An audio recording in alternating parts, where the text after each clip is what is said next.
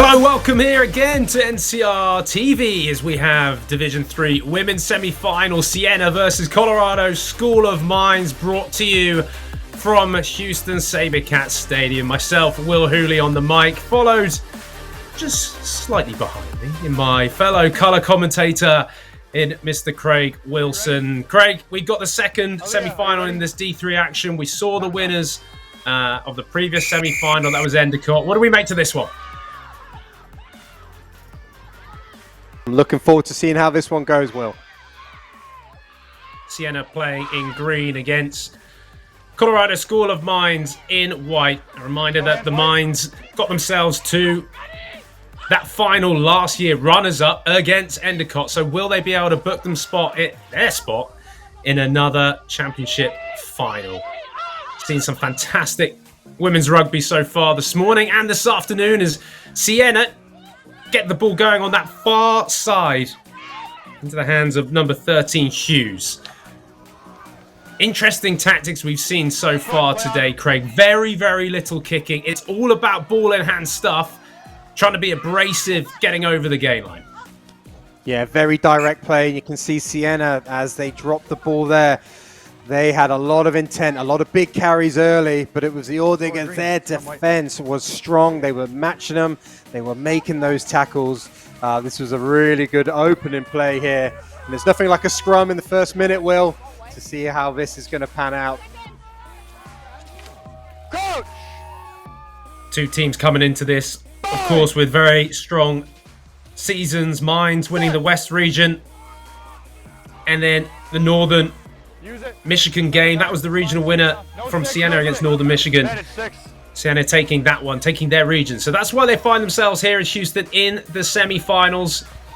As now Mines on the attack, just dropped again. But we're going to come back for the penalty, and in the Mines' favour, the referee deems. Yeah, just as the scrum went down there, referee said to play it. And then number 6 broke away early. That was Kelly Kropp. She broke away early. You can't do that. And that was the advantage that the Colorado School of Mines couldn't quite capitalize on, but they do get a second bite at it, and they have a line out deep into Siena's territory. 5, time to match. 5 in the lineup, please. Definitely keep an eye on Colorado School of Mines. Number 15, Piper Lee. She was previously on screen, rolled up the sleeves, ready to go. She is a live wire, elusive, number 15 for the Mines. But they will need to get the ball back. They don't there. As Siena get the turnover. Joining us here for NCR Championship Weekend. Brought to you by Next Level Rugby. Great stuff that they do. Of course, the College Rugby Show has been on throughout today. Pat, Zach, and Darian doing such a great job with all the action, the analysis as well throughout the morning, afternoon, and weekend. So here we go. Siena back on this near side, trying to build some phases. And again, from what we've seen in this women's rugby in the D3 action, the previous game as Endicott beat the ESU Warriors, it was about who could just keep hold of the ball for longer periods of time. That's when the defense started to fatigue, started to show some gaps. It's already looking like a physical game already, Craig. Oh, very much so. So physical out there. Both teams are going straight at it. And we saw this in the earlier semi-final. The big difference was the tap penalties here. Not many teams are opting for scrums or lineouts. They are taking it to the opposition, exactly like number 8, Courtney's just done there. Onside. Courtney for the Mines, trying to get some go forward. But another knock. Oh, just wonder for Colorado School of Mines. They come, of course, as mentioned, runners-up last year in this division. They're back in Houston. Craig, I mean, from your point of view, you know a lot of the college landscape, of course, being part of the program at Yale. Like, how important is it knowing about getting to finals rugby, but then also for these girls wanting to go one step better than last year? Yeah, you look, you don't often win a final the first time of asking. You kind of got to go through the pain of understanding what it takes to get there. And it's just about doing the basics really well, exactly like that. It often starts with set piece. That's where you get that dominant pressure on. It allows you to build territory, it allows you to build pressure. So take a look at Colorado School of Mines. They're their set piece play, but also their defense. Those two things go a long way to determine winners of games.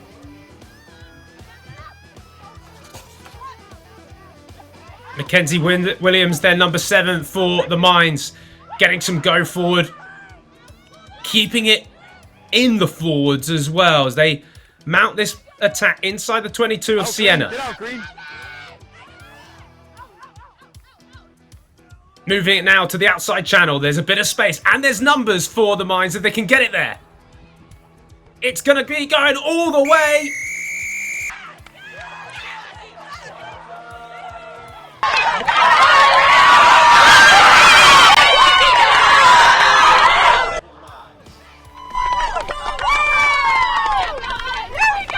Try from the Colorado School of Mines. In the end was number 11, Kate Osborne.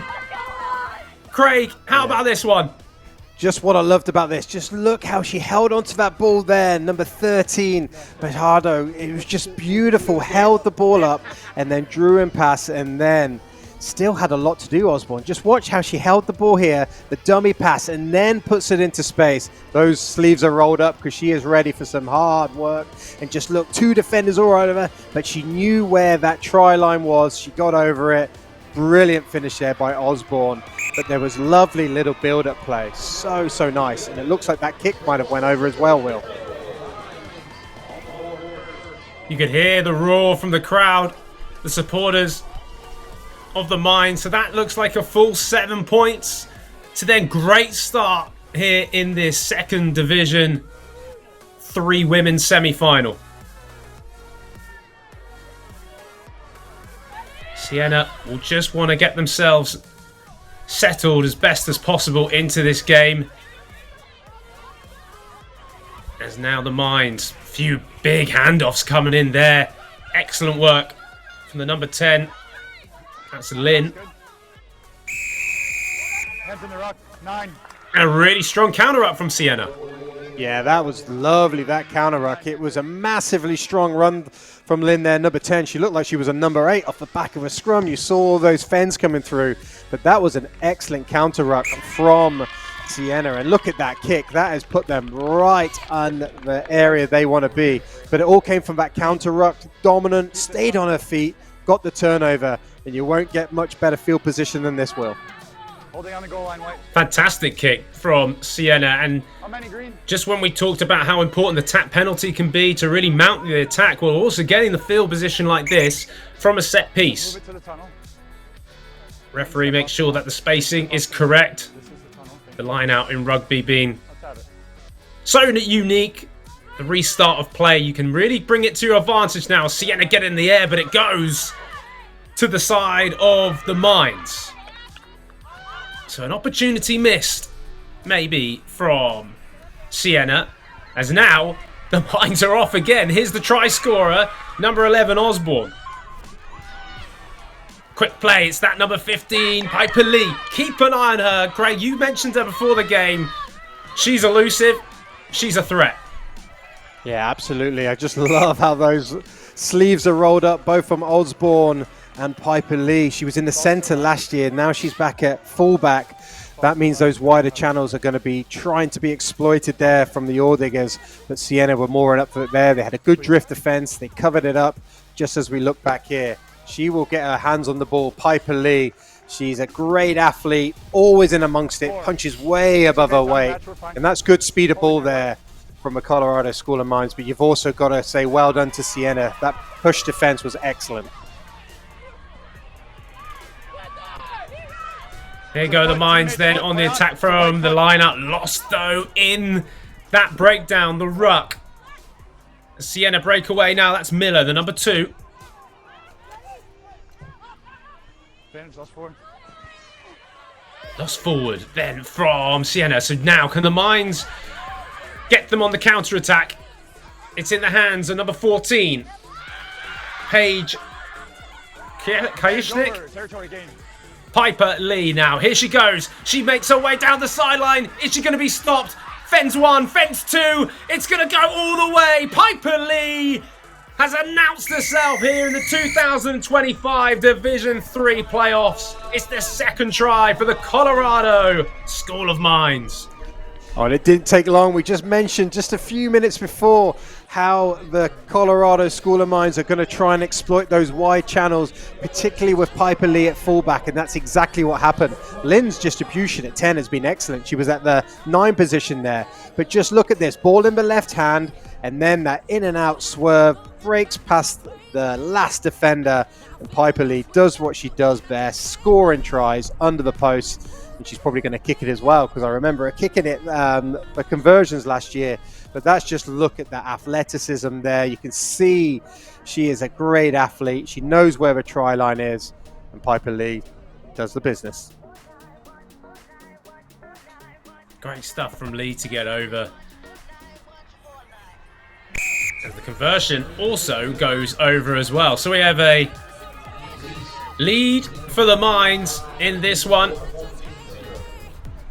Hearing on the announcer there, 14 points to 0. And take another look, Craig. This is, you called it, we called it. She is one to watch. Yeah, left hand there, so she's got the fend option, which she uses. And then it's that balance of running. You just see that in to out, and then still had a defender to beat, races away, gets the try. That is a pure rugby athlete in motion. I'm sure there'll be even national team coaches potentially having a look at Piper Lee.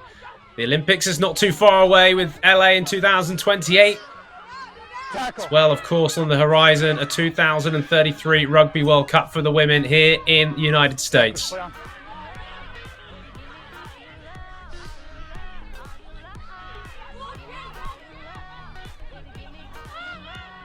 Colorado now just playing inside their half.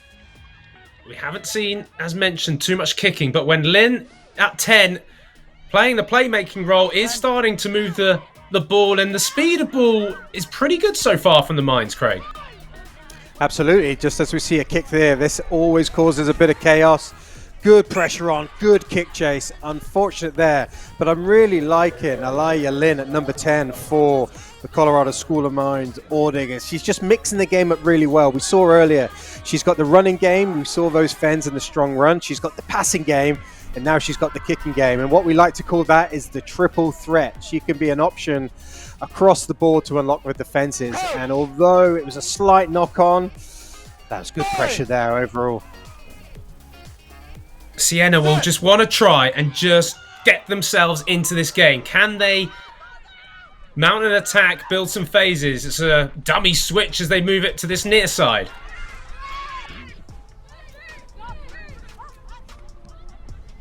Coming round the corner. That's big. Number 8 for Siena. Powers. Ball backwards, play on.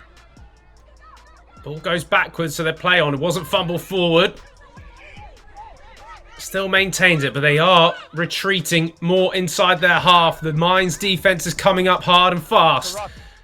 Siena still hold on to this ball.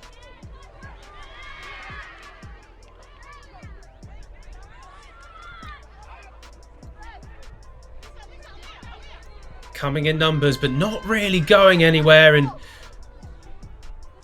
Craig, you think maybe tactics-wise have got to change a little bit. They're coming in ones and twos, but now they move it. Yeah, just need to move that point of contact. You can see the ruck defense and the pressure at the ruck there. Yeah, from the Ordiggers. You can just see Siena were running down just channels where defenders were. So if defenders are all in that area, you need to move that ball maybe 1-2 passes away, change it up. Lynn taps and goes then for the Mines. They lead this game 14 points to nothing, and then that's a step. It's a fend. It's number 6. It's Amy Sessions who goes over. And that was all a bit too easy. But once again, it's athleticism at the highest level from Colorado School of Mines, who are proving too powerful, too quick, and too good so far. Yeah, just looking back there at Amy Sessions, she's been busy. She's been turning over rucks. This time, this is her. I wouldn't even say an open play, but that athleticism in and around that contact area, in and around those busy defenders. It was just nice movements. We saw it earlier from Piper Lee. We see it there from Amy Sessions. Just that ability to move the point of contact and not be easy to tackle.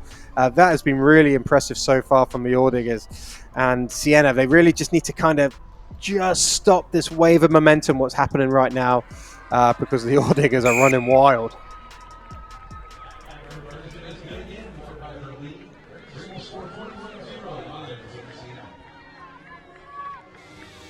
Just as we look back here, just a nice little offload. I mean, just watch the balance in the movement. The left foot step, then the right foot step, and a bit of power, a bit of leg drive as well. Just look at the subtleness of the movement. One there, and then the right foot step there. That is just lovely change of point of contact. Deserved try. Balance running from Sessions there. She gets over. Third try of the game. 19 points to nothing then. So Colorado School of Mines aiming to get to another final here in the Division 3 Women's Championship.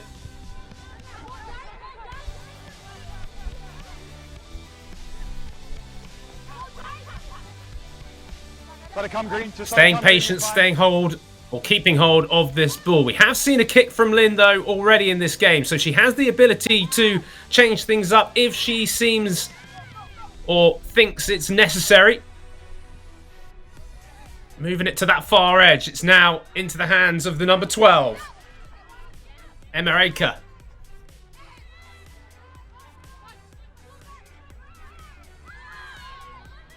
Release.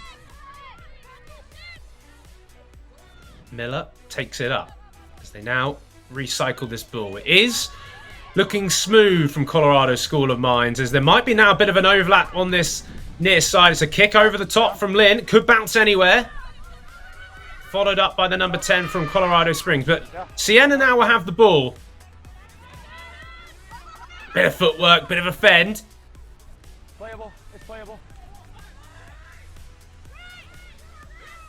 Coming in those pods, just trying to get a little bit of go for this Siena team. An 8-1 season. They only lost 29 points to 5 against RPI. Other than that, it's been a really successful year for Siena. But a penalty going against them, Craig. It's a great turnover from the Mines. Yeah, once again, we feel like we've mentioned her art. Number 10, Lynn, spoke about a triple threat in attack, but how about that as a jackal turnover? That was brilliant. Right time, right place, low base, and then she gets the turnover. Now she's tapping and going. She is everywhere right now. Get out, 21. Here we go, Lynn, the number 10. Been part of everything so far. Now getting it back inside. The Mines just seem to keep this ball alive. Waiting for maybe a chink in the armory of the Siena defense. Leave it, Green. Not so bad so far. Ball getting slowed down, but now they mount more phases inside the Siena half. It's stripped though in the tackle, so is now this the time, the counter-attack? They can move the ball to the outside. There's an overlap. They're not going to. It's going to be still in the hands of number 21.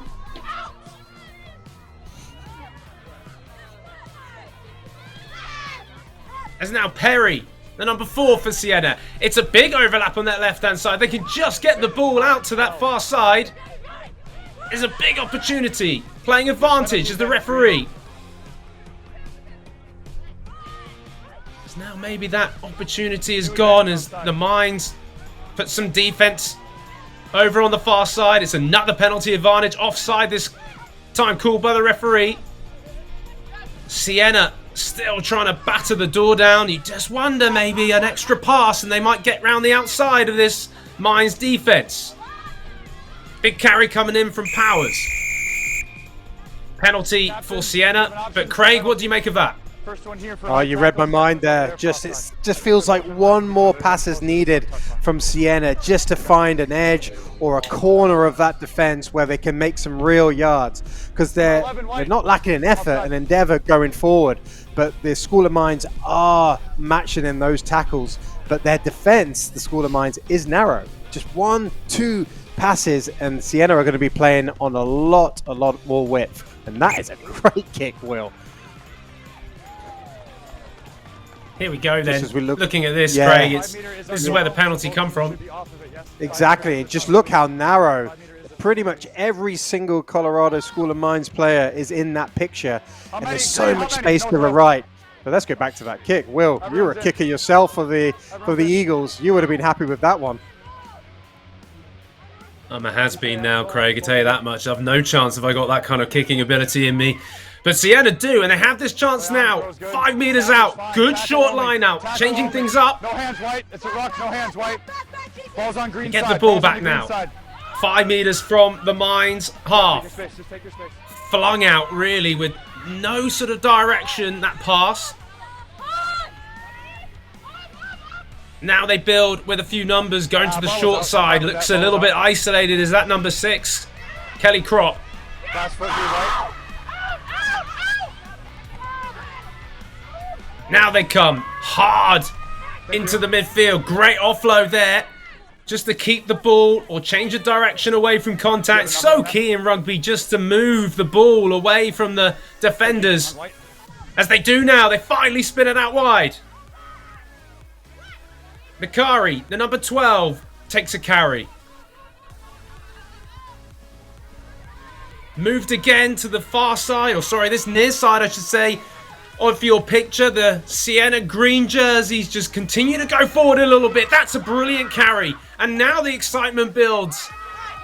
Picking and going, speed of ball so key. That's Kayla Ronsky. And again they go. Is that a high tackle? Referee says yes.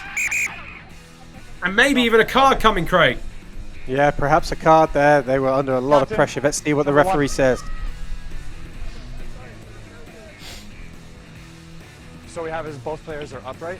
It's always high, it's always dangerous, and then we also have head contact. That has to be a yellow card. I have no choice. Just as we look back at there, the yellow making card, that. you can see, yeah, there was not a lot of mitigation there. Coming in at full force, shoulder to the head. That doesn't look great. Referee was on it. Yellow card, Siena are playing. Tap go, and in they go. Try time for Siena. They're on the board, and it's number 7. Gabby Jimenez gets over a deserved try. Really mounted pressure, had brilliant speed of ball. And we said it in the last semi-final, Craig, when you build pressure, you get rewarded with points. Absolutely, and there, it was what we were talking about, Will. It was that extra pass. It looked like it came from Olivia McCue there. She was moving that ball, and she has been very devastated in that scrum hat. That was a lovely change up there. It wasn't just a carry, it was a pass. And then Jimenez still had a lot of work to do, gets over the line, and that is exactly what Siena Rugby is all about. Maybe got a bit shell-shocked in those first few minutes, but they are back and they are fighting, and that is a deserved 7 points. No thanks to that young lady there. She has been working hard for her team. Conversion missed. Wide right. Just that little pass, Will, Great just to change the little pass, direction. right at the line. Forward. Absolutely. Thank you. No, they're fixing it. Don't worry. Sorry, partner, I didn't want to cut you off there just in case you provided the brilliant analysis that Craig Wilson does of the contact coach. Siena 7, Colorado School of Mines 21. And as you've just said, Craig, it's almost like Siena have really, truly woken up. Yeah, they feel like they believe now. Oh, that's a tough one, but Amy Sessions is there. Nothing from the first knock. I think that's the classic case of a commentator's curse. As soon as you big up Siena, they then drop it off the restart. As for Colorado School of Mines, you've been impressed particular with the number 10, Lynn. They look to be moving the ball, and clearly that's where that success, just the moving away from contact, but also if it's a very bunched defense, Craig, the opportunities are out wide. Absolutely, that's what it's all about. Just moving the point of contact, not playing to the defensive strengths. And Lynn's been doing that really well, but off the back of some really good work from the likes of Amy Session. 3 green down. Over there. Penalize penalty against San Miguel. That's the 3 of Siena. Pressure at the scrum meant that she dropped her knee. So that's why we have the kick to the sidelines and now a line out for Colorado School of Mines. First line out we're going to see here from the Ore Diggers. It's going to be interesting to see who they use as their main point person in the line out. These are always hotly contested places. It tends to be a bit messy, but there she goes, number 8. Courtney, she's off. Mines move the ball. Lynn at the 10 gets it out. Great line, great cutting line from Mejorado. She's under the post. And what about that for a line of all lines and a celebration to go with it. And we saw her earlier. Great work to put her teammate, who was it earlier? It was Osborne, into space. This time she just did the show and go and she cut through an absolutely brilliant line. So if we look back here, once again, it's off the distribution, off Lynn, and then just that right foot step to bust through the hole, and then to get through those last defenders and to get a score under the post. And tell you what, we're looking back at the how to answer when you concede a try. That is exactly what you want to do from the Ore Diggers. That is a beautiful running line. She is through under the post, and that is a great response to a bit of adversity. When you wear golden boots, you better be quick and you better be light-footed. That is exactly what was done there from the Mines, number 13, Mejorado, getting over. So it's 28 points to 7 so far. All the kicks going over from Piper Lee as the Colorado School of Mines aiming to get into another final. They were there last year. They want to be there again and go one better. They would have to take on Endicott, who defeated earlier this morning ESU. Tackle. In a fantastic game, both myself and Craig covered here at the Houston Sabercat Stadium. Siena, though, have the ball. Turnover was good. Release. Megan Perry. Now you're out 10. Now you're out 4 10. for Siena. Back up, wait. Speed of ball, though, just lacking when they have been looking good. When that first try came, Craig, it came from just the ball from the ruck being quicker. Yeah, just that speed of ball. You can see, once again, Colorado are tight. So this is where the space is. Trying to get it to that space. Trying to get it into the hands of Hughes. 13. The outside centre for Siena. Big contact coming off there. Not afraid to get stuck in. Getting over the gain line, though. This is better from Siena. They can build from here and maybe try and move the ball out to the wider channels. San Miguel comes in for another carry. She's been busy. Dummy, switch, and go from the 10. Reed, she breaks through the line, just about held on. And a good tackle from Lynn. Yeah, no hands, just keep driving. No hands, White. And the counter-up is coming in from the Mines. And they get it. So that's number 6, Amy Sessions. We've seen her score a try. She now gets the turnover. Mines on this near side, right into the heart of the action. You can see great camera work from our crew here with Next Level Rugby. Lynn pops it off. They always look to get that one channel wider. Lynn again. Gives it to her 4. Sia Vogel. Now to this outside edge. Probably looking for the danger women out wide. Big hit coming in from Siena. They're not scared. They're not afraid. Piper Lee, though, picks up and goes. Scored a brilliant try in the early part of this half. 28 points to 7. the Mines lead here in this Division 3 women's semi-final. And actually see there, the yellow card, Craig, still down a few, or down a woman in this first half.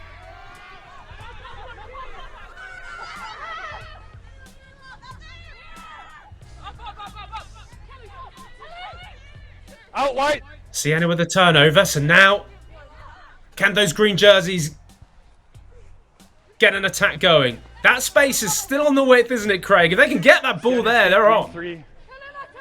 Absolutely. It's just this extra pass. You can see the space at the top of the field. There's so much. If they can just move it 1 to 2 passes.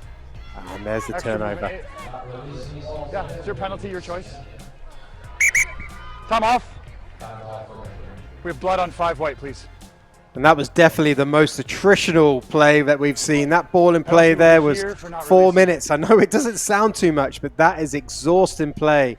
There was turnovers left and right. Looks like we've got a bit of a blood injury, maybe a bloody nose there. As the referee just discusses on the blood sub. But if we're just looking back at the play, both teams were going at it. A lot of turnovers in the ruck. You just feel from Siena, if they can just open up their vision a little bit, they're going to find a lot of space on the wider channels, because the All-Diggers, their defense, it is strong, but it is narrow. Wanting to see it get in the hands of number 11, Libby Mayer, 14, Maria Gray. Those wingers for Siena have really not touched the ball. Here we have another look at where maybe... Yeah, this is a good turnover. Look at that. Absolutely pounced on it, stole that ball, and then just it needs to be 2 passes now. You can see the space to the left hand at the top of the screen is where the space is, and it's just so close to unlocking that. Disjointed. If you look at the defensive line from the School of Mines, it's not the prettiest, but Siena have got to start seeing just moving the point of contact now. And they're going to find themselves in a lot more space and a lot more open pastures where they can attack. You want to scrum here? Yeah. Scrum elected. Can I get the time on my sin bin? Time on bin number 4.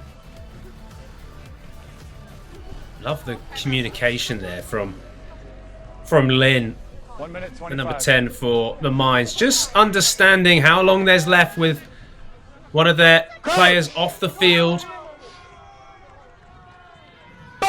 Look at that, rolling the sleeves up, set into the thick of things, ready for action. And here we go with School of Mines ready for action as well. Piper goes after it. Not held. Now it's a ruck. Well gathered by Siena. Backward play on. Just a little bit untidy in some of their attack. If they can just get the speed of ball and a bit of accuracy in their passing. Like you've mentioned, Craig, those outside channels is where the space is. But they need to get some go forward first. Another big carry coming through. This time, it's Weller, Sydney Weller. Yeah, counter's good. Counter ruck is good, and turnover is good. Referee says play on. There was almost a moment where everyone stopped. But the Mines have the ball. Great step from Langford. Sorry, that's Snodgrass, the number 2 for the Mines. Moving out now to the edge. Try scorer, number 13 in Mejorado. Leave it green.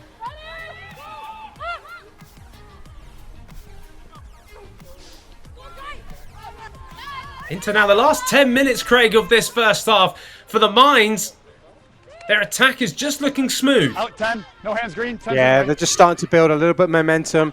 What I like about it, they mix it up between the picking up from the base of the ruck or moving it through Lynn. Maybe the first mistake that she's made, but they really are threatening all around the field. They can go through the middle, they can go around you, and they can also go over you. But Siena's sticking to task. They're hanging in there. This game is finally poised, particularly as fatigue starts to come in and holes start to appear. And we can see what Siena can do. And number 21, Olivia McCue there. She's not on screen now, but she has been excellent in the scrum hat. Just really punching holes. Siena needs to get the ball in her hands a little bit more. 7 hands in.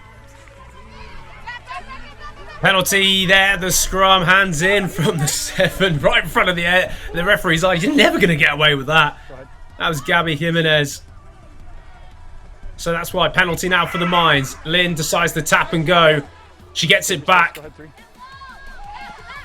Really is being a key player in this first half, the number 10 for the Mines. She's patrolled things very well in offense. Now it's a ruck.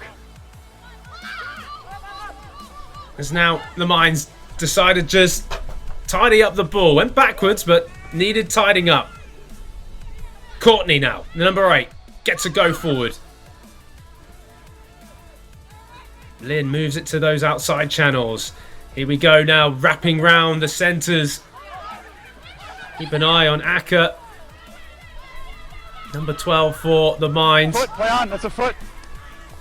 It's come off the foot, so referee says play on. Got the ball. Release white. Messy rugby there. Siena get the ball. Scrum advantage only. White has the ball. And Craig, I'm not sure what's happening here, but for some reason the Mines have got it back. And it's now into the hands of Lynn. She hands off about 1,000 people. Now she keeps Release going. green.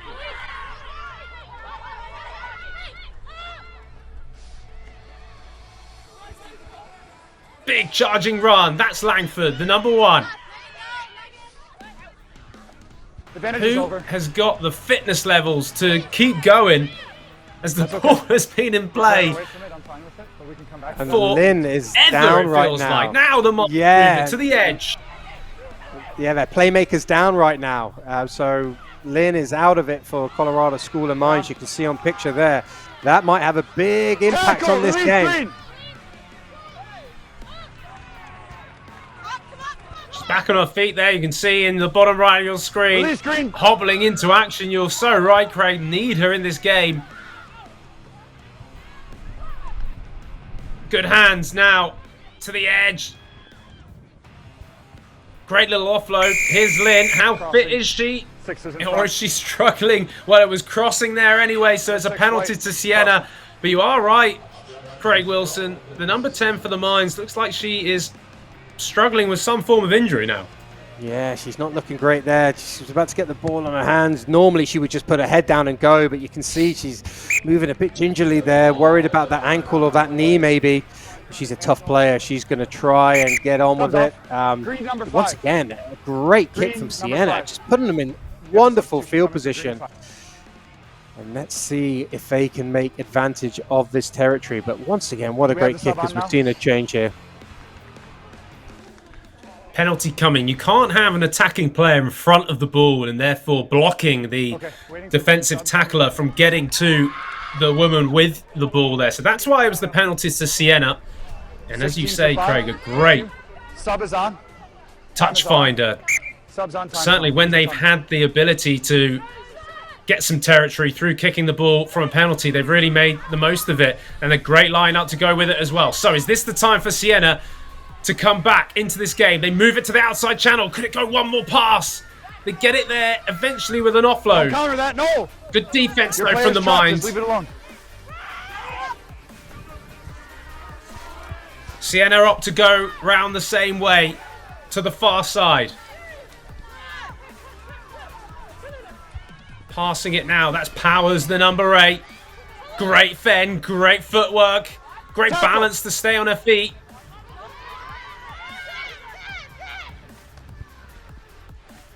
Here we go with another big carry. That's Sydney Weller. Roll out, white 9.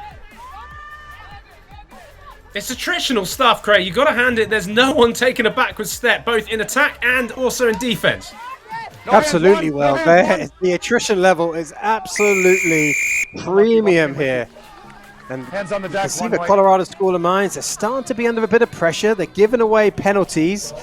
I suspect it's going to be maybe kicked into the corner here. We're Number going to 1 launch white. Pass the their ball. attack. But Siena are so close to unlocking this very good Colorado School of Mines defense. We've said it a few times. It's just a few more passes, Will. A little penalty, tap play for Siena. They don't go for the sideline, which I thought they might do because of an excellent lineup before. Yeah, School last of player on Mines feet, playing the ball. with Yeah. the counter ruck. And they get it back. There you go. So just when they had a penalty in their favour, Siena give the ball up. Lynn, who looks like she's shaken off that knock earlier, trying to move the ball to the edge. Now leave it green. Good job. Now, here's Piper Lee. Want to see the ball in her hands more. She's electric. The number 15 for the Mines. They're going to build this attack all the way from inside their 22.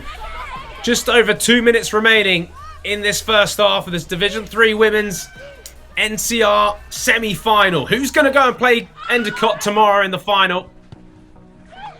Lynn decides to kick it. A bit of territory. It's a good chase as well. Taken there by Siena. Is this maybe their last chance of this first half to get something going, to get points on the board? Carried into the midfield, so you're opening up both sides of the attack. Good spin move. That's Powers, the number 8. She has been everywhere, and every time she's touched the ball, she's also made yards, and she's beaten defenders. Another really strong carry coming in from Siena.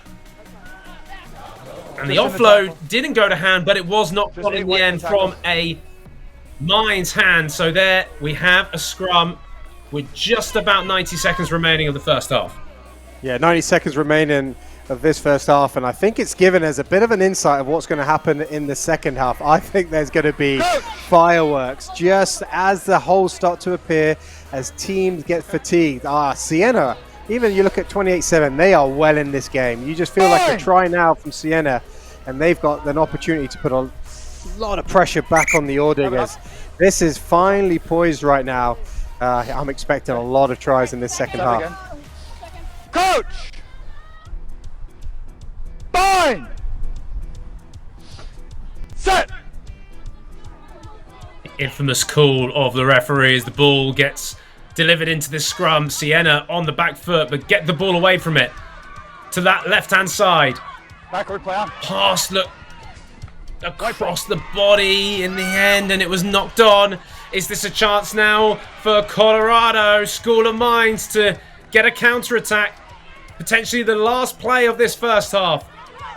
Piper Lee scoring a try, getting the conversions as well, the 15 for Mines. She works it on that far side, but now Lynn, she's been really the leader in everything that's been good about Mines. What about that? Just over the top of the head. Loose, but still in the hands of the Mines.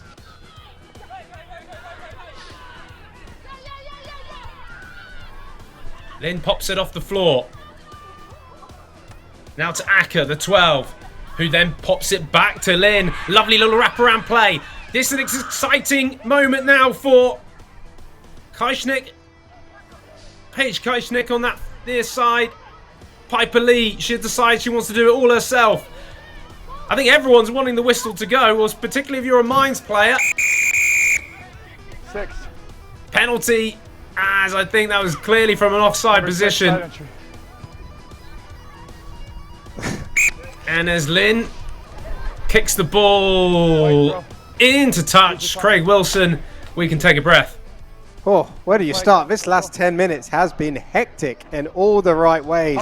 These teams have been going absolutely at it. It has been intense. There's been ball movement. There's been counter rucks. There's been big hits. Now we're about to see a line out. This could be a massive part of this game. If the School of Mines can punch one in, I mean, that really extends the score. Siena just need to get this ball, get it out, and regroup at half time. Sack is good. Line out's over. Tackle only.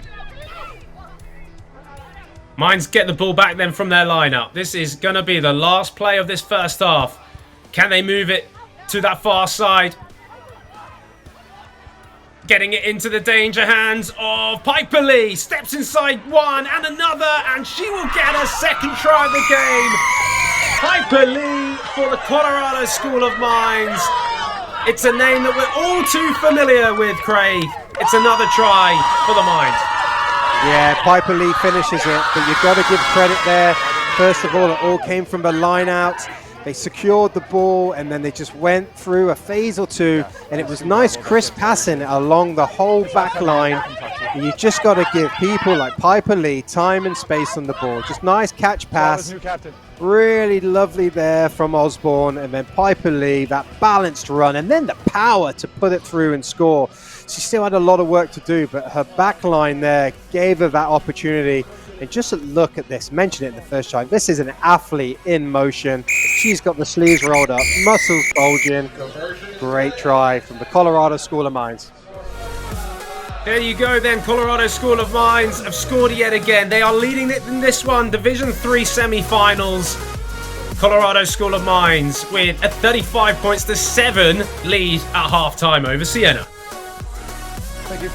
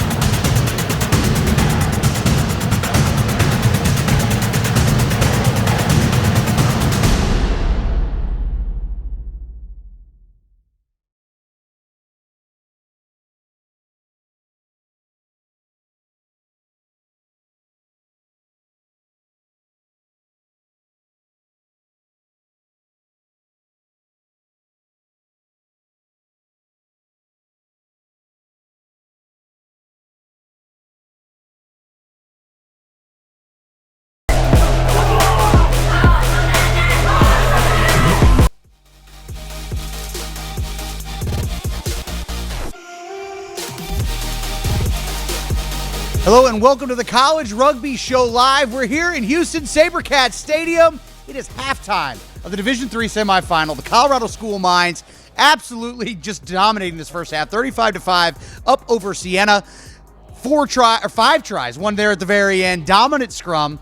All right, Alita Lynn limping a little bit there at the end of that first half. That could be a storyline as they've got to play again tomorrow if they come good.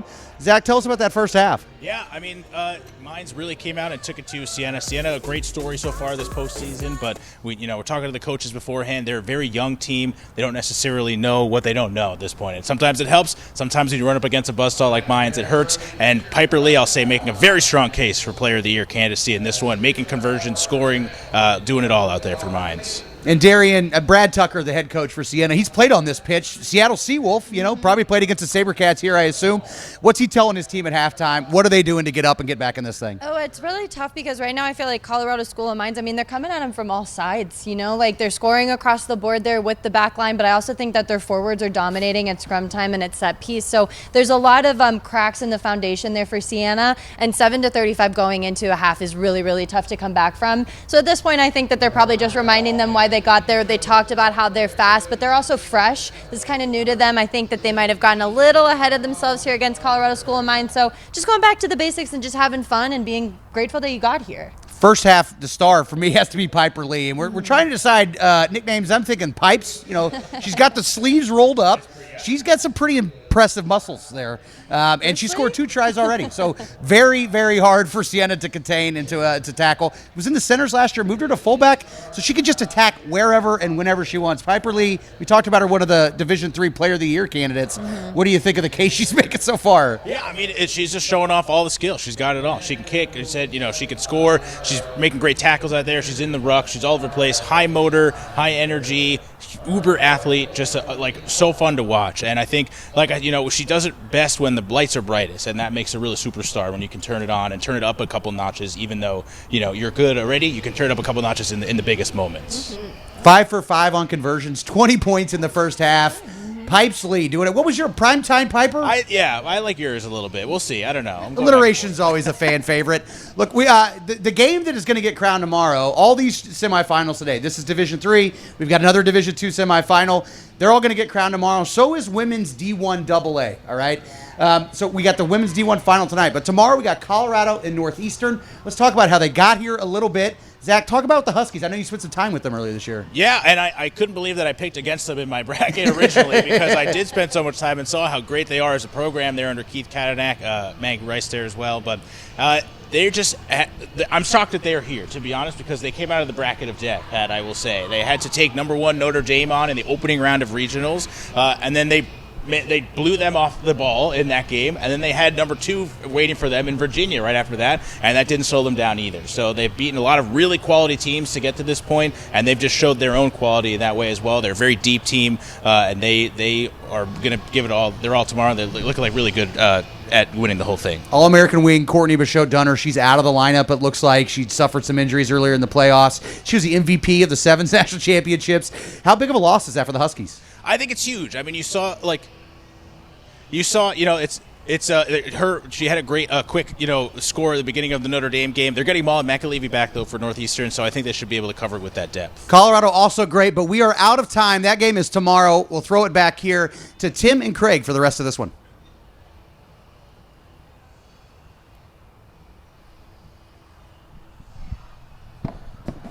There we go, guys. Thank you very much. Myself, Will Hooley, joined by Craig Wilson. For this second half, it's 35 points to 5, with the Mines, as discussed by the College Rugby Show at half-time, very much in control. The power and the athleticism coming through. In particular, Pipes Lee, love that, with the sleeves rolled up. And it's a kind of job that's been done so far, a rolled up, getting to work kind of job by the Mines here in this Division 3 women's semi-final. And Craig is welcoming you back into this for the second half. If you are Siena, what are you going to try and say to your team to even remotely get them back into this game? I think just trying to change the point of contact, Will. They look threatening when they have a ball in hand. They are really showing up defensively. It's been some really great individual breaks from the School of Mines. Like, they are in this game. It's just they can't keep going down the big defensive channels of the School of Mines. They're just going to get turned over.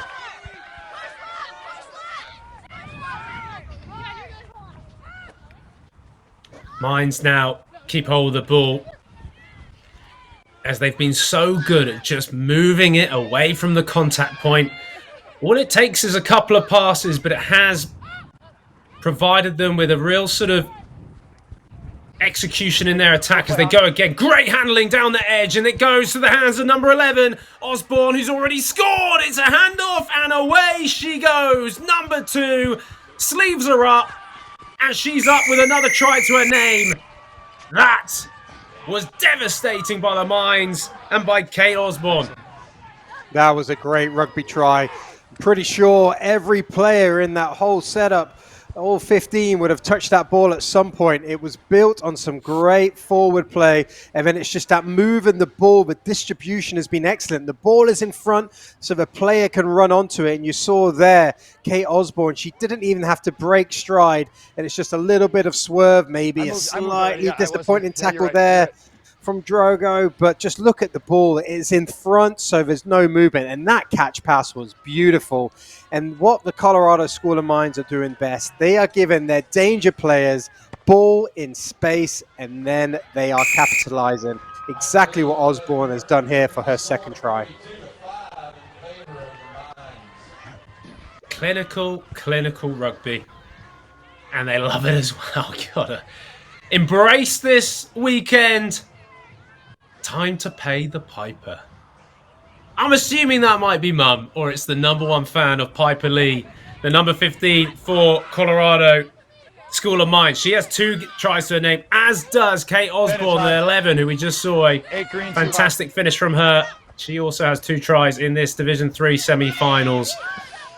At this rate, it looks like it's going to be a potential repeat of last year's final. Endicott already booking their spot in tomorrow's Division 3 Championship final.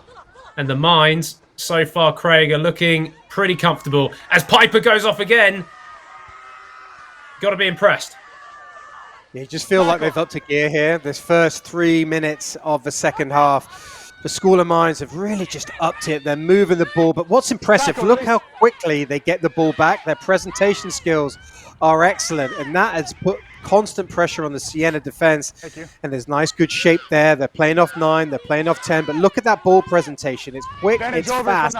And that allows them to move the ball into these wider channels. Oh, we saw a bit of a kick there. A bit of a change up. Fans lost forward, White.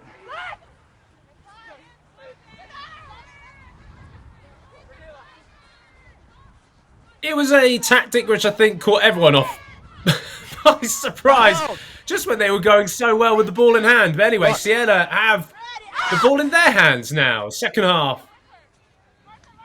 They do have a try, but they're going to need plenty more if they are going to make their way back into this game, the semi-final. Great to have them though here, Craig, and you know what it's like for these programs. It's we'll take time off. It's a attritional season. It's an intense, short season overall, but just to get to this point, get to these finals weekends is really important. Penalty here. Oh, absolutely. There's so much sacrifice in a positive way that these players do. Let's not forget, they're students first and foremost. They have got a busy workload, busy lives, but they've still got the ability to show up every single day for their program and bring it all the way to Texas.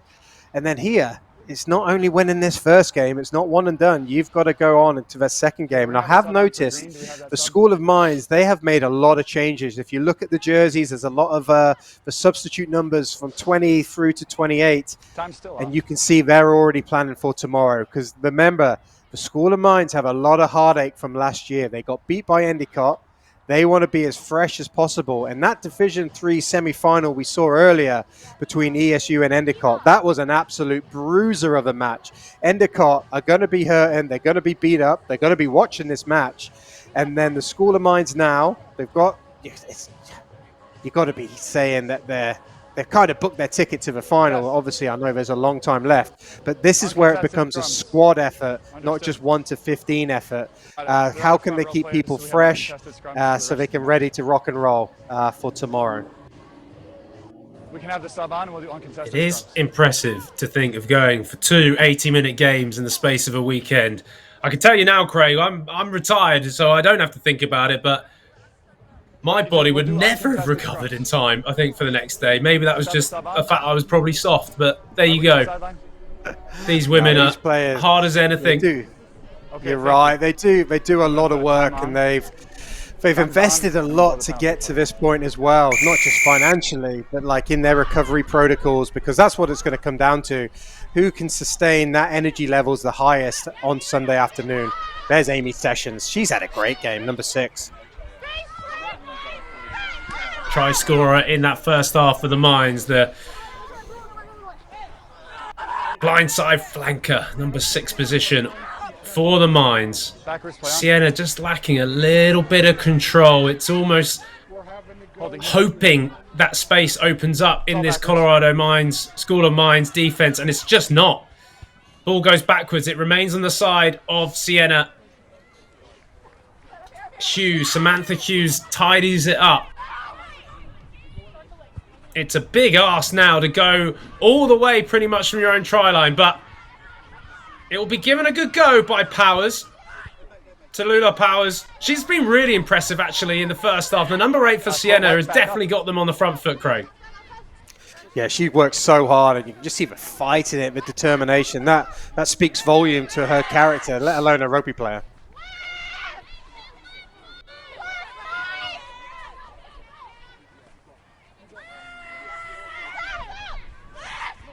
Siena from inside their own 22. No hands, White. Smothered defense from Mines, and the counter-attack comes in. The counter-ruck, comes in. Eventually they do opt to kick it.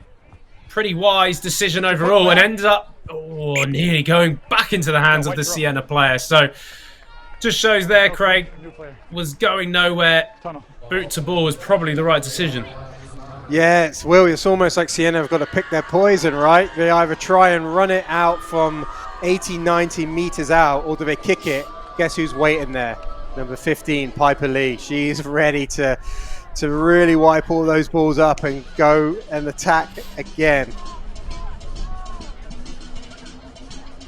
She's been excellent, and hearing at halftime about being up for potential player of the year in Division 3, and what we've seen so far in these couple of semi-finals is she definitely has maybe the right to be called player of the year just from her performance so far in this game.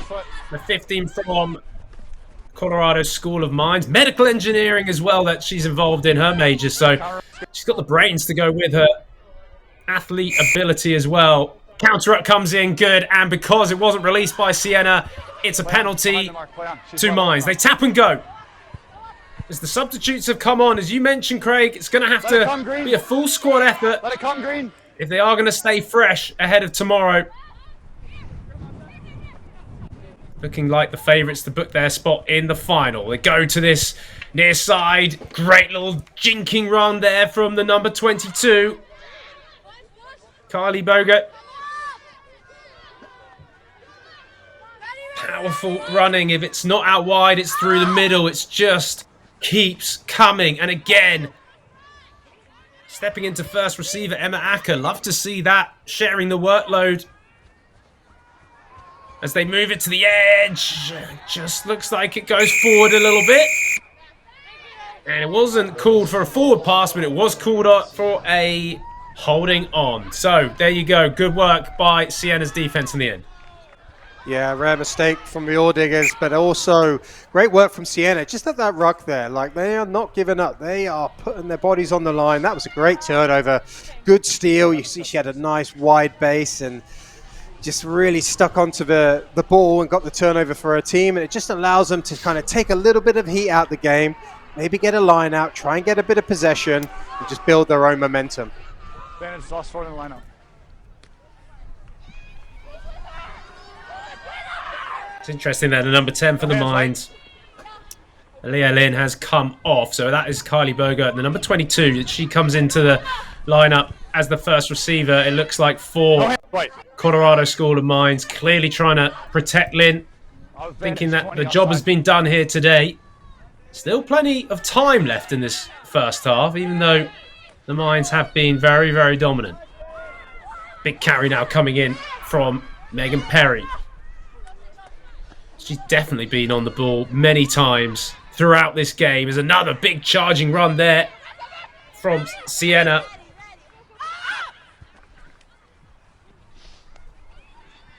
Dummy, go, step. Good work that from Reed. No advantage gate, number 20, offside. And Craig, what are you thinking now? Siena have had a lot of success with getting some field position. I know, having played at the Houston SaberCats Stadium a few times, there's always a bit of a wind, but they look maybe to tap and go. Do they try and get a little bit of field position? Yeah, I just think where it is in the middle of the field, like to make some decent yards, it's going to be a very, very long kick. So I think this is a good opportunity just to build that little bit of momentum. They need to get players at this ruck, though, because that's going to be a turnover. Yep, exactly what happens. Great turnover from the Mines. Keeps coming through the middle. It doesn't matter where this ball is going. They are making yards. Good handling there from Emma Acker. She's clearly acting as a playmaking role as well. She gets it off to that number 22. Here we go. Nearly going all the way. It's Bogut, Kylie Bogut. Piper Lee. Does she make it a hat trick? Of course she does. Over for Colorado School of Mines. 7th try, and for Piper Lee, congratulations, it's hat-trick time here in the semi-final. Oh, she knows how to finish, but I've been seriously impressed in this second half by number 22, Kylie Boger. She is the one who's making these line breaks. That is a powerful run, but just look where Piper Lee is. She has got great game awareness. That ball picked up, and as she is gone before the defense even has an opportunity to get set. So not only is that a good try with her athleticism, Really, really good awareness, but that is built off the back of number 22, Kylie Boga. She is a power athlete. Talk about an impact that she's made. There's a big handoff there, ball presentation. Piper Lee is on it. There's that left foot step, and she powers through with for all 3 tries. She's done exactly the same thing. She knows where the space is, and she's got the athleticism to get there, combining great rugby knowledge with good athleticism, and I think that's a great call. Get her off the field, wrap her up in cotton wool, bring her out for the final tomorrow, Will. Do you want time off for your player back here, or do you want to keep playing? Definitely the right decision. She celebrates there with Lynn on the sideline. Don't hurt each other, girls. They're going to need you tomorrow. Bumping in and celebrating like that. Piper Lee. This is really important. Leaves the field.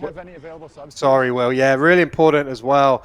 Just to get these. Thank you. Yeah, you think about it. The Springboks in the men's game, right? They have the bomb squad. I think the Mines have the mine squad. They're coming out. These impact players have been absolutely fantastic, and they've just given them the opportunity to keep that momentum. It looks like Siena they're struggling a wee bit now. 30 minutes remain of this second half. 47 points to 5. Credit to Siena. They have not taken a backward step, but the power, the ball movement, and some of the individual bit of work done by the Colorado School of Mines. We had that game, Endicott against ESU Warriors.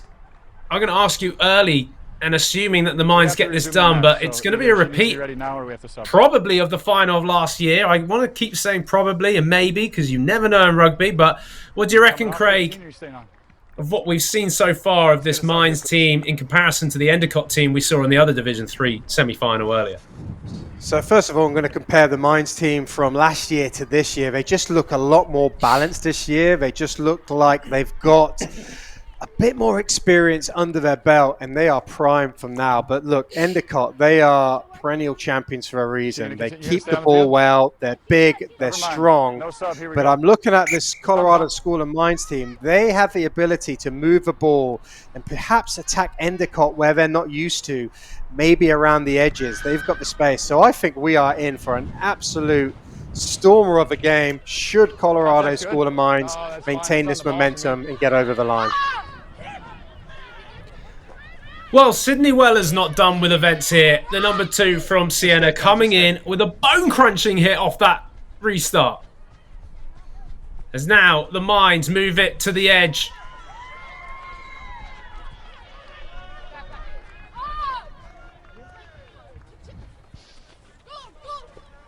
Different style of attack, hasn't it? It's been abrasive, but it also has had ball movement. Definitely has been a big difference in why Colorado School of Mines have been so successful. That's Miller at the 5. She gets a little bit of go forward, and now, well, it's another kicking decision.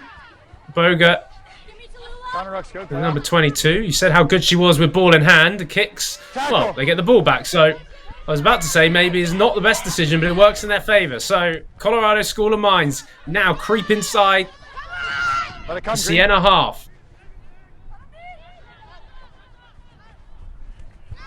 Moved out. Emaraka wearing 12, but playing as the fly half, number 10 role, it looks like, as she moves the ball to this near side. It's a player down on the floor for Siena, so in rugby, you keep playing on so long as it's not interfering with play, which means there might be some space elsewhere if there is a woman down. Get out of there, come on. No.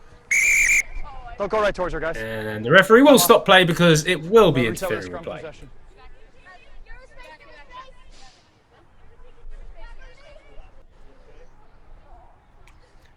Craig, I mentioned about a big hit earlier. This is Sydney Weller.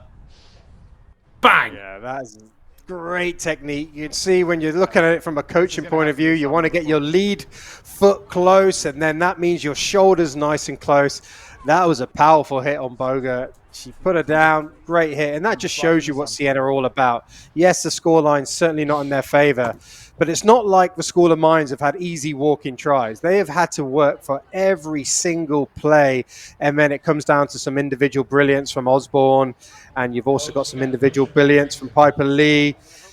Like, School of Mines are working for their tries, and that tells you a lot about Siena. They're a well-connected team, they're a strong team, and they've earned their right to be back into this semi-final. Let's go down to our third member of the broadcast team. At pitch level, Tyler, how are you doing, buddy? What do you got for us? Number 4, can we get A Division III national title is looking very likely for the Colorado School of Mines side as they take the lead here. About 60 minutes in, 47-5. This is the third game out of 5 that we will be seeing today. One of the semifinals for tomorrow's game. Make sure you tune in for Endicott versus Colorado School of Mines. Possibly, we still have about 20 minutes left to go here, but it's looking like a little bit of a blowout here right now. We have a few injuries, but the play has been hard, the play has been fierce, it's been very physical. Back up to you guys. Appreciate you there, Tyler. As now players are taking a knee, hoping that this Siena player is going to be okay. Coming off the field too. Round of applause, and just shows the commitment, Craig, in this game. Not for the faint-hearted. Absolutely not. These players know what they're signing up for. They're great athletes. Injuries do happen, but they wouldn't want any other way. They play hard for their team. They play hard for their college. They're here to put on a show. And Siena are going to keep coming. They're going to keep playing. They're going to give it their all. As I said, they've made Colorado School of Mines work for absolutely every single point that they've got. And there's still plenty of time left to really just start putting some tries on the board, some big tackles in. Yeah, Siena are still in this. No drive, uncontested scrum, so we're going to go crouch, bind, set, and you just let the ball come in and you hook it like normal, but nobody's going to push, okay? Uncontested scrums, okay?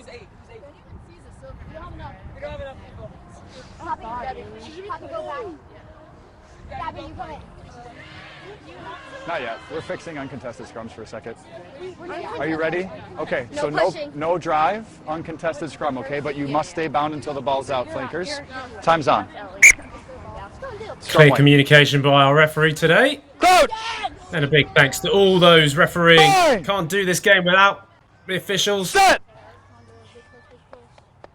Uncontested, just hook it back. The Mines get the ball in. Uncontested scrums because of the injuries that have happened and the replacements that have had to be made. Bogut gets it off to another try scorer in Murado, who kicks it forward, putting a load of pressure on this Siena backfield. Does she have control of the ball, soccer style, getting it into the end zone?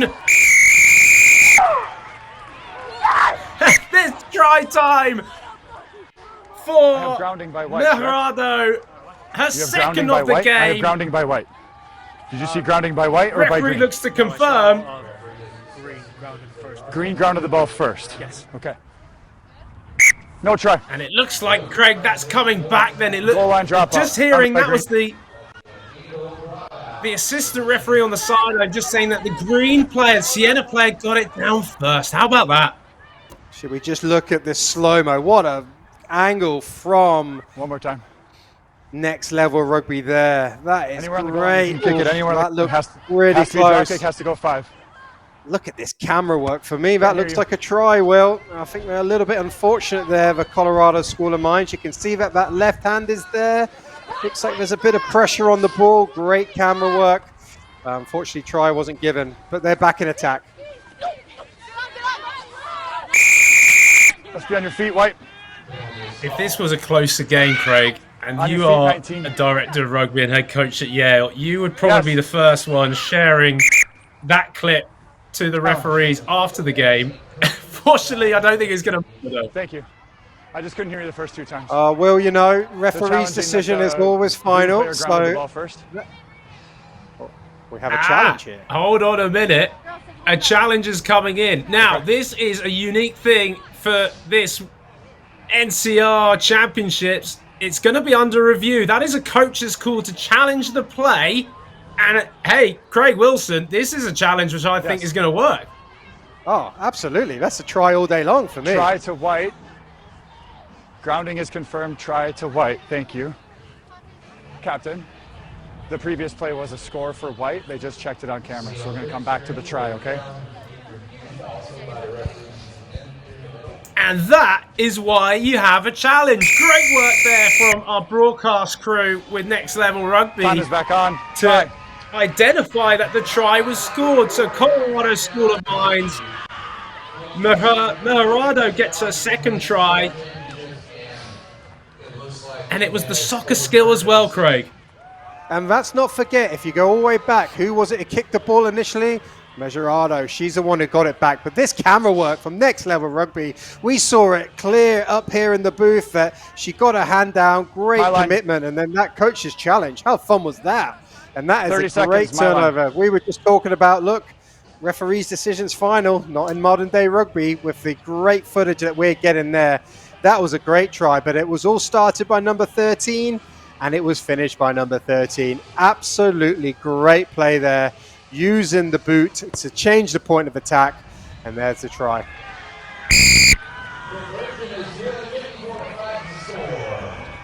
So you can see Here we go, here, Craig. It was from this attack. Have a look. Yeah, there's the kick. So I noticed it first thing when she did it, and then it's not all about the kick. It's all about the chase. Just look at this pressure on. They don't give up. There's numbers around the ball. There's Boga. She has been brilliant this second half. And then she's putting under the pressure. There's Meharado. She's got in. Left hand on the ball. Wonderful try. Great rugby. Even better rugby footage from Next Level Rugby.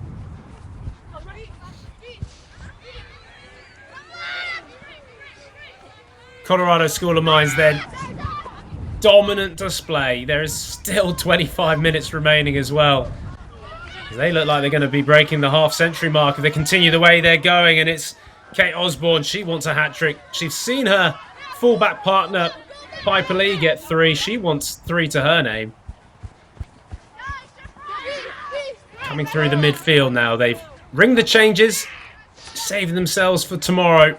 Colorado School of Mines, very impressive, as has this replacement, number 22, Kylie Bogart, is going to go all the way. Footwork for days. Does she get tackled at the end? Not quite. Try time for Bogart. The replacement showing exactly the strength and depth in this Mines team as she gets over, and another try for the Mines. Oh, imagine being able to bring on Kylie Bogart when the teams are getting tired. She is just a machine, a different type of athlete, a power athlete. You can just see the space and go through. You can just see really strong, balanced runner. Once again, it came from great ball movement, but that line from left to right, out to in, and then the balance of her running angle, and then she's just pumping those arms through. And even though she was under a bit of pressure towards the end there, she had the leg drive and the momentum to get over. I have been really, really impressed with her. How she's come on and not even maintain how the Colorado School of Mines are doing. She's added significant value. Is it full time, or what do you want me to do? Time is off on the field until medical personnel can be replaced. Just holding on and waiting for the referee.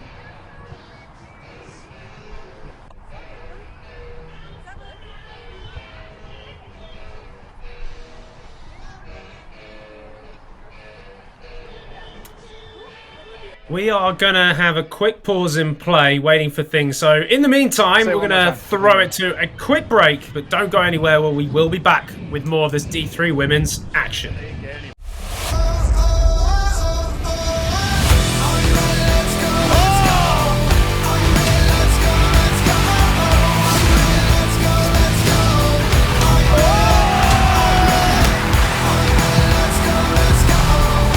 Listen to this crowd.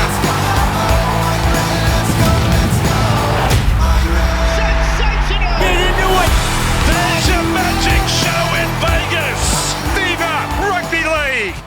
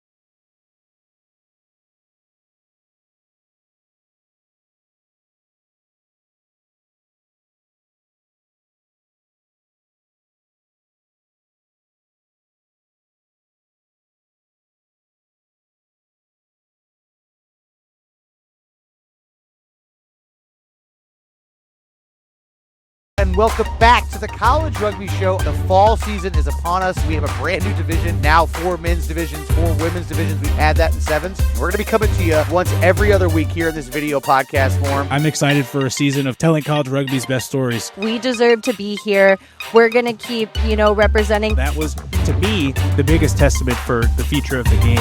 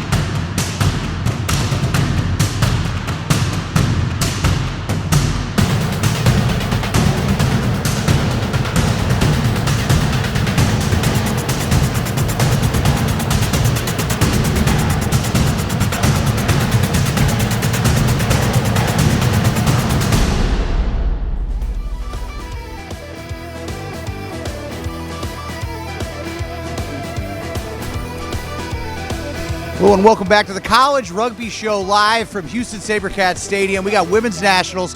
We are in the middle, towards the end of Siena versus the Colorado School of Mines. The Mines up huge 61-5 right now. We still got 23 minutes to play. A stoppage here as we had an injury off the field to play, but they've taken up the ambulance. Of course, you can't play rugby without an ambulance, so we got to wait for that ambulance to get back. So, college rugby. We were talking before we left last time about D1AA. We've got Northeastern versus Colorado tomorrow in the D1AA National Championship. Them and the D1 National Champion. The D1 National Champion will be crowned tonight, 6 o'clock. Probably 6:30 as that kickoff gets pushed back. We've had a few injuries here. Tomorrow, D1AA will be crowned, just like the rest of these divisions that are playing their semis today. Colorado got here by winning a couple of big games over Lander and then knocking off Northern Iowa down in Springfield, Missouri. Game I happened to be at. It was a fantastic match. And one full of cards. 9 total cards in that match. As Colorado had one less, and they ended up winning that game.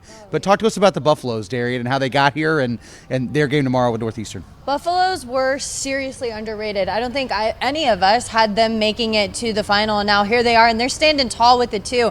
Had a little bit of time to talk to Coach Beth Humphrey, and she had a lot to say about how they really have been leading from the front with gratitude, and I think that brings a lot of connectivity, which was really their superpower going into it. And the Buffaloes are buff. I mean, their size alone, they just tower over teams, and I think that they're kind of bullies at the breakdown, which is what you need to, and at the point of contact. When we watched them play against you and I don't think that they were expecting for Buffalo to come out the way that they did, or the Buffaloes to come out the way that they did. And so now to see them at this opportunity now going against Northeastern, which again, none of us picked them making it as well. I don't know, I mean, like the turns have really tabled. The tables have really turned. And I think one of the people that's really led from the front too for them, I've got to give a shout out to a fellow 8-man, Lucia Hoffman. I just think that she is such an emotional, passionate leader, and I think that's what really was a difference maker for Colorado, with her really rallying the troops and like consistently breaking the line, making people look bad. I mean, she just did such a good job across the board. She's a character for sure.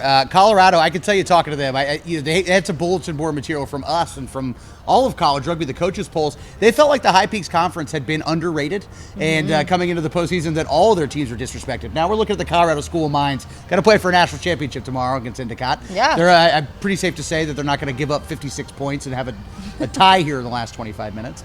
And then Colorado's playing for a national title, but they're a proud program, right? I mean, they've got a great tradition. They've been to D1 in the past, and it's the first ever women's college rugby program in the country. Yeah. And they're really good. Lucia Hoffman's fantastic. Danny Michaels, also the 9, is really good. But they're playing for pride for their conference, and I think they're doing really well. Yeah, I mean, I think that might be a key to beating Northeastern as well, because you saw them come out and out-physical, I would say maybe Notre Dame and Virginia were a little more technical sides. So Colorado, they're not going to let Northeastern get into their patterns. They're not going to let them kind of do what they want on offense. They're going to smack them in the rucks. They're going to counter-ruck hard. They're going to be up that line speed. Line pressure is going to be right in their faces. So I'm really excited to see how Northeastern reacts to that. I think we talked about it, they have great speed out of the rucks, does Northeastern. Yes. They're like, their ball into play, like out the back of the ruck is really good. Isabel Del Fiero, their scrum half, is fantastic with that, and so that's a good counter to Colorado. But if you're getting like blown off the ball in those rucks, you're not going to get that speed. Yeah, it definitely. I think that Colorado has the potential to slow a lot of momentum for Northeastern, and Northeastern has the speed that I don't know if Colorado can necessarily compete with. So to me, like the back and forth between the two sides, seeing what side really is able to break through, that's going to be really tough to kind of read. I mean, I had Virginia making it out, and Virginia got humbled by Northeastern, and so it's really tough to like say what team is going to come out on top. I don't know. We'll have to save our picks for tomorrow, I guess, Pat, or like, I don't know. Yeah, well, let's make them now. There's no reason. I mean, who do you like in the game? I mean, I have a feeling that you like Northeastern, and you feel a little bad about making the pick. Yes, I do a little bit, just a tiny bit. Well, I thought, this isn't, hindsight. I thought whoever won that Notre Dame Northeastern game was going to be national champs. I coin flipped it. I picked Notre Dame, and I was absolutely wrong. So I think the dogs at Northeastern, they're just dogs. They are. I mean, that's how they come out. They train hard. They work hard. They do film study. They work on their fitness. Like they just rugby IQ is through the roof, and they play for each other. They're a great program. They support each other off the pitch as well. They do craft nights on Thursdays, like when they're not playing. They watch football together. It's a sign of good culture. Yeah. So I just think they're so tight knit. They believe in themselves. They really feel in themselves. I think they take it. How about you, Darian? I really do think that I like the style of Colorado. I just like rough and tough kind of rugby, and Northeastern has a little bit of finesse with me, which is like totally a personal opinion. I think that they as well have a really good team culture, talking about Coach Humphrey saying that she's leading from the front with gratitude. They're also, like you said, they've got a long line of alumni that have really consistently shown up for Colorado. So I'll be interested to see if they bring some fans maybe to show up and support them, or if they can feel the love from back home. But I'm excited to see how they really stick it to the line. Another player that I'm really excited to see too is that outside center for them, Noelle Bayer. I think that she is absolutely disruptive and destructive, and she's durable too. Like, she makes the hits, she gets back up, and she can take them and dish it. And she might be the player that makes all the difference in that back line as far as disrupting the speed of the Huskies. We're going to find out if Colorado can match the physicality of Northeastern. And I really like that number 8 matchup between McAlevey and Lucia Hoffman. I think that one might tell us, if Lucia Hoffman, she's the most alpha dog on that Buffalo team. If she can stand up to McAlevey, I think that might bode well for the whole team. But Northeastern's depth, gun to head, that's why I picked them. Yeah. I don't think Colorado can go to the bench and get better or be quite as good as Northeastern can. But I think it's going to be a great game. So let's talk about Division I AA Players of the Year, all right? Let's talk about some of those candidates. 2 of them will be featured in that game. We talked about them already. Molly McAlevey, who's coming back from injury, and Lucia Hoffman, who's playing Did you see that catch? That's pretty Athlete coming in. I'm feeling good. Thank you. Guess who's back? It's Pat. So those are going to be 2 of our Players of the Year candidates. And then some of the other teams we've talked about, Morgan Link. We're going to see her tonight, 6 o'clock, going head-to-head against Celeste Uatafe. A great matchup. Morgan Link, one of the best players in all of college rugby. Down in Springfield in that game against Colorado, they're taking it. I mean, she knows she's going to lose. I saw a series where she got up and she made 3 straight tackles. And these aren't slow ball. I'm talking like that. Colorado was playing quickly, and Morgan Leak got up, got onside, got her head on a swivel, and beat her teammate to the tackle 3 times in a row. She can distribute, offload. She's fantastic. Macy Graves, she's fantastic. Did not make the list, was really close. Taylor Reith, the prop out of Virginia, she's on there. Isabel Henderson, the number 8 from Notre Dame. Maybe a little bit of surprise not to see Amia Block on here, but Isabel Henderson, an All-American, a great player. That's your list. Those are your 5 finalists. Anything stick out to you in that group, Zach?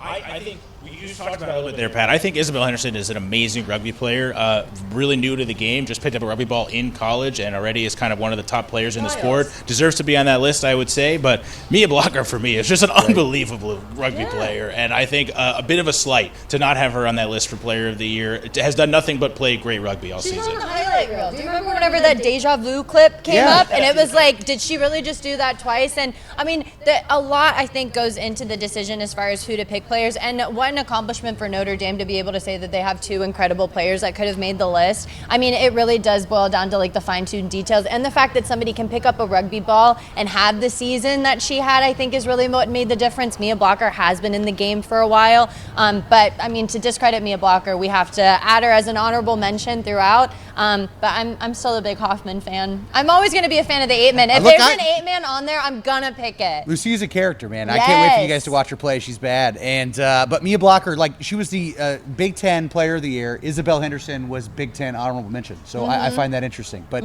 nonetheless, those are your D1AA Player of the Year candidates. We're going to find out the winners in January in Atlanta at All-Stars. So that's pretty fun. Go win a national championship, then go play All-Stars and take home another trophy. Somebody's going to do that, and it could be one of the 2 players that we talked about. Yep. Let's bring it back to D3, right? We're going to finish off this game at some point, Colorado School of Mines and Siena, and they're going to go on and play Endicott tomorrow. So let's start handicapping that game already, Zach.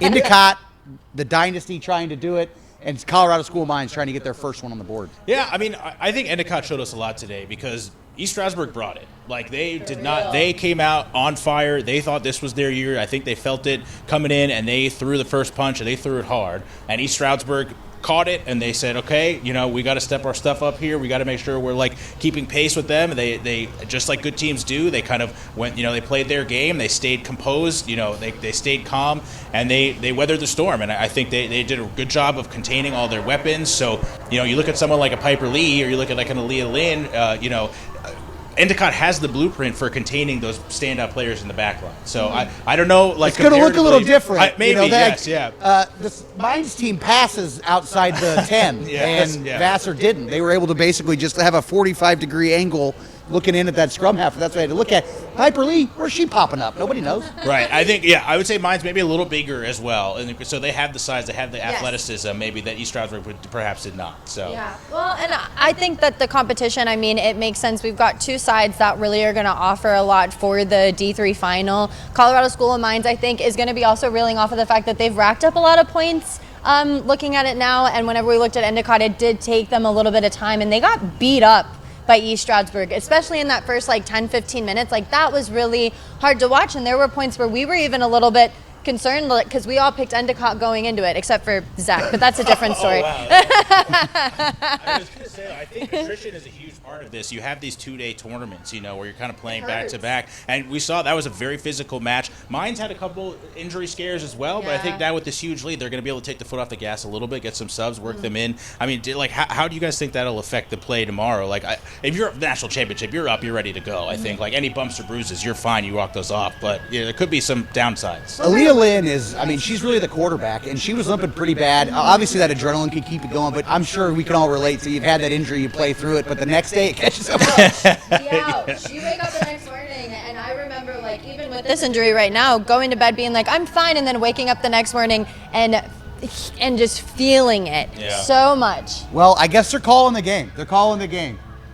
So it's 61-5. That's fair enough. I don't. They're calling the game. So Wild. That was. You have it. They'll have it. I mean, there wasn't going to be a comeback. So the Mines, they can. That talking point, we can rest on that. Aaliyah Lynn straight to the ice bath. Yes. Start getting the rub down and get ready for tomorrow. So it should be a great game. It's our first coaches challenge today. That's kind of fun. Yeah, we did see our first coaches challenge. The Mines up 50, challenge to try and won. Yeah. So, all right, well, there you go. Colorado School of Mines tomorrow against Endicott for the Division III National Championship. We'll be right back for the second Division II semifinal, and eventually we got the Division I National Championship coming up.